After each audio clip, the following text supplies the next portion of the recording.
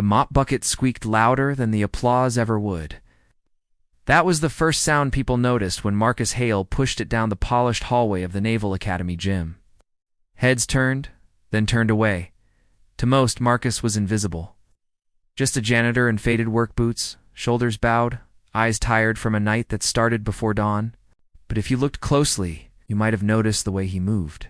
Balanced, grounded, like someone who understood weight and momentum far better than words. Across the gym, Navy Admiral Thomas Whitaker stood at center mat, sleeves rolled, posture perfect. Cadets surrounded him, buzzing with excitement. The Admiral was legendary decorated, disciplined, undefeated in every charity sparring match. Today was meant to be lighthearted, a morale booster. His gaze drifted and landed on Marcus. "Hey," Whitaker called out, his voice cutting through the noise. "You there, janitor? You look like you know your way around a gym. Care to spar? Just for fun?" A ripple of laughter went through the cadets. Marcus felt heat rise in his neck. He thought of his daughter, Lily, waiting at home. He thought of the promise he'd made her after her mother died. No fights, no trouble, no risks, just survive. "Marcus said clean, sir," Marcus said quietly. "Come on," Whitaker insisted, still smiling. 5 minutes, gloves on, no pressure. The gym seemed to lean in. Marcus hesitated, then nodded once. "All right." 5 minutes. When Marcus stepped onto the mat, the laughter faded. He removed his jacket, revealing forearms mapped with old scars. The Admiral noticed, his smile tightening. Gloves were passed, the bell rang. The first exchange was cautious. Whitaker circled confidently, throwing light jabs meant to test and play. Marcus blocked easily, feet barely moving. He didn't advance. He didn't retreat, simply waited. Then Whitaker increased the pace. A sharp hook, a feint, a low kick. Marcus absorbed it all, redirecting force, slipping just out of reach. His breathing stayed steady. When he finally moved, it was with purpose, one clean step, one precise strike that stopped inches from the Admiral's chest. The room went silent. Whitaker blinked. He nodded, impressed now, fully engaged. The sparring intensified. Sweat flew. Gloves thudded. But something shifted. The Admiral was no longer leading the dance. Marcus was. Each movement was efficient, born from experience, not training manuals. 3 minutes in, Whitaker stumbled back, breath heavy. Marcus lowered his hands immediately.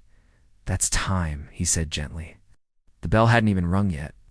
Whitaker stared at him, then laughed. Short, astonished sound. "Time," he agreed. Applause erupted, stunned and sincere. "Where did you learn to fight like that?" the Admiral asked. Marcus hesitated. "A long time ago, a different life." Later in the locker room, Marcus told his story.